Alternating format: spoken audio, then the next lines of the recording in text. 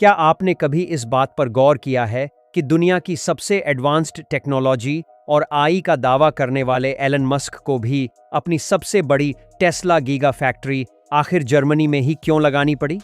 या फिर क्यों दुनिया के सबसे अमीर और पावरफुल लोग 300 किलोमीटर प्रति घंटे की एक्सट्रीम रफ्तार पर अपनी जान का भरोसा सिर्फ और सिर्फ एक जर्मन कार पर ही करते हैं? इन सभी सवालों का जवाब सिर्फ एक है, और वो है जर्मन इंजीनियरिंग। दुनिया के नक्शे पर सैकड़ों देशों ने इंडस्ट्रियलाइजेशन की रेस में हिस्सा लिया। कई देशों ने सस्ती मैन्युफैक्चरिंग से मार्केट कैप्चर किया, लेकिन जब बात एब्सोल्यूट परफेक्शन, लेलर, शार्प प्रिसिजन और अनबीटेबल डोमिनेंस की आती है, तो मेड इन जर्मनी एक ऐसा अल्टीमेट बैज ऑफ ऑनर बन जाता है जिसे आज तक दुनिया का कोई भी देश कॉपी नहीं कर पाया है।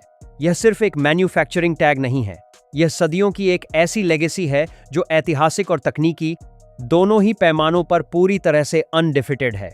आज के इस वीडियो में हम एक डीप डाइव करेंगे और उस सीक्रेट फॉर्मूले को डिकोड करेंगे जिसने जर्मनी को इंजीनियरिंग की दुनिया का निर्विवाद बादशाह बना दिया है। जर्मन डोमिनेंस की शुरुआत उनके डीएनए और उनके माइंडसेट से होती है। वहां के इंजीनियर्स के लिए उनका काम कोई 9 से 5 की नौकरी या सिर्फ पैसे कमाने का जरिया नहीं है। वे इसे एक कला और एक तपस्या मानते हैं, जिसे जर्मन भाषा में इंजीनियर्स कंस्ट यानी इंजीनियरिंग की कला कहा जाता है। दुनिया के बाकी हिस्सों में जुगाड़ चलता है या गुड इनफ अप्रोच काम कर सकती है, लेकिन एक जर्मन इंजीनियर की डिक्शनरी में इन शब्दों की कोई जगह नहीं है। उनका टॉलरेंस लेवल 0 होता है। अगर कोई मशीन या पुर्जा 1 मिलीमीटर के हजारवें हिस्से माइक्रोन से भी अपनी डिजाइन से अलग है, तो उसे मॉडिफाई नहीं किया जाता, बल्कि पूरे के पूरे बैच को रिजेक्ट कर दिया जाता है। फेलियर को डिजाइन के लेवल पर ही पूरी तरह से खत्म कर देने का यही पागलपन और जुनून उनके हर एक प्रोडक्ट को एक मास्टरपीस बनाता है।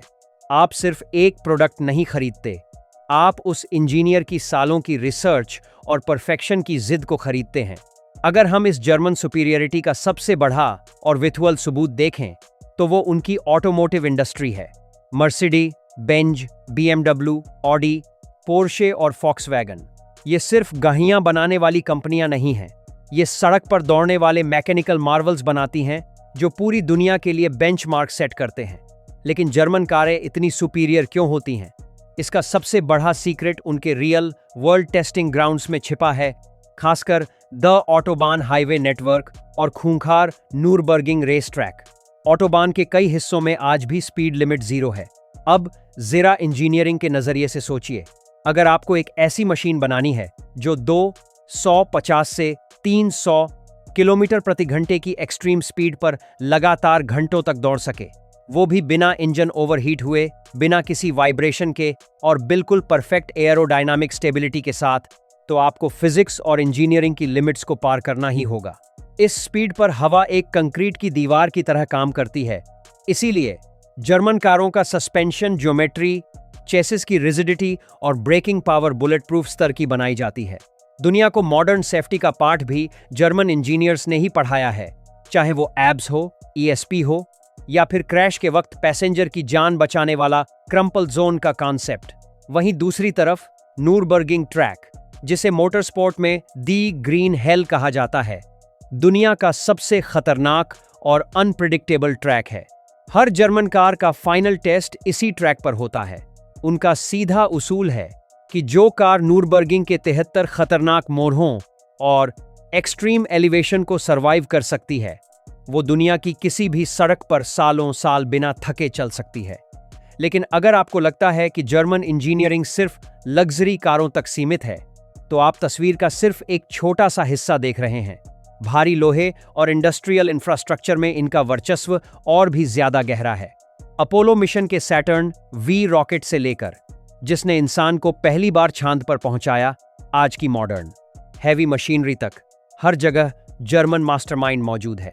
सीमेंस, बॉश और थिसेनक्रुप जैसी दिग्गज कंपनियां आज पूरी दुनिया के पावर ग्रिड्स, विशालकाय टनल बोरिंग मशीनों और मेगा फैक्ट्रीज की रीच की हड्डी हैं।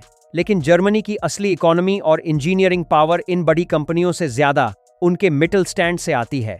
ये छोटे और मध्यम आकार के फैमिली बिजनेस होते हैं जो कहला एक लेग देख सकते हैं, अपने स्पेसिफिक निश में दुनिया में नंबर 1 होते हैं। उदाहरण के तौर पर कार्ल जीस के दुनिया के सबसे बेहतरीन ऑप्टिकल लेंस, जिनका इस्तेमाल ASML जैसी कंपनियां दुनिया की सबसे एडवांस माइक्रोचिप्स बनाने में करती हैं, या फिर मेडिकल फील्ड के अति सूक्ष्म सर्जिकल इंस्ट्रूमेंट्स और स्टील जैसी कंपनियों के हैवी ड्यूटी टूल्स। इस कंसिस्टेंट डोमिनेंस के पीछे उनका डुअल वोकेशनल ट्रेनिंग सिस्टम काम करता है। जर्मनी में एक इंजीनियरिंग का छात्र सिर्फ क्लासरूम में बैठकर मोटी किताबें नहीं रटता, वह अपने कोर्स के पहले ही दिन से अपना आधा समय थ्योरी पढ़ने में और आधा समय actual state of the art factories में मशीनों के साथ प्रैक्टिकल काम करने में बिताता है। इस सिस्टम की वजह से उनके DNA में जो real world problem solving skill और मसल मेमोरी डेवलप होती है, वो दुनिया के किसी और एजुकेशन सिस्टम में पैदा नहीं की जा सकती। अब सबसे बड़ा सवाल यह आता है कि आज के इस बदलते हुए मॉडर्न टेक एरा में, जहां दुनिया हैवी मेटल और गियर्स से शिफ्ट होकर सॉफ्टवेयर, आर्टिफिशियल इंटेलिजेंस और ऑटोनॉमस रोबोटिक्स की तरफ भाग रही है, क्या जर्मन इंजीनियरिंग पीछे छूट जाएगी? बिल्कुल नहीं। जर्मनी ने यहां भी अपने विजन को प्रूव करते हुए दुनिया को हैरान कर दिया है। उन्होंने मॉडर्न दुनिया को इंडस्ट्री 4 का कॉन्सेप्ट दिया है, जिसका मतलब है स्मार्ट, कनेक्टेड और डेटा ड्रिवन मैन्युफैक्चरिंग। आज की मॉडर्न AI और रोबोटिक्स तकनीक जर्मन इंजीनियरिंग को मुख्य रूप से 3 बड़े पॉइंट्स में डिफाइन कर रही है।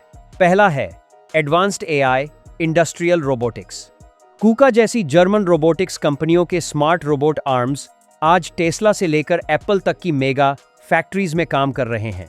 दूसरा बड़ा पॉइंट है AI ड्रिवन प्रेडिक्टिव मेंटेनेंस और डिजिटल ट्विन टेक्नोलॉजी। सीमेंस और बॉश ने अपनी फैक्ट्रीज को पूरी तरह से AI और इंटरनेट ऑफ थिंग्स सेंसर्स से जोड़ दिया है। और तीसरा सबसे माइंड ब्लोइंग पॉइंट है ऑटोनॉमस ड्राइविंग में उनका कमबैक। AI और सेल्फ ड्राइविंग सॉफ्टवेयर की रेस में जहां पूरी दुनिया को लग रहा था कि सिलिकॉन वैली का दबदबा रहेगा, वहीं मर्सिडीज बेंज ने सबको पछाड़ते हुए दुनिया का पहला internationally certified level 3 autonomous driving system launch कर दिया। अब अगर हम इस पूरी कहानी को सिर्फ मशीनों और फैक्ट्रीज से बाहर निकालकर ग्लोबल जियोपॉलिटिक्स के चश्मे से देखें, तो जर्मन इंजीनियरिंग की असली ताकत और खौफ समझ में आता है।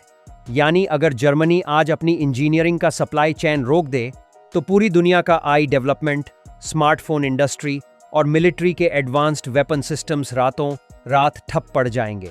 जियोपॉलिटिकली जर्मनी सिर्फ एक देश नहीं है, बल्कि ग्लोबल सप्लाई चेन और वर्ल्ड सिक्योरिटी का एक ऐसा चेक पॉइंट है जिसे बाईपास करने की हैसियत आज अमेरिका या चीन जैसी किसी भी सुपर पावर में नहीं है। संक्षेप में और पूरे कंक्लूजन के साथ कहें तो, अगर आप एक सच्चे मशीन लवर, ऑटोमोबाइल एंथुसियास्ट या टेक्नोलॉजी गीक हैं, तो इस डीप रिसर्च और मेहनत के लिए अपना सपोर्ट जरूर दिखाएं। इस प्रीमियम और नॉलेजेबल मास्टरपीस को अभी लाइक करें।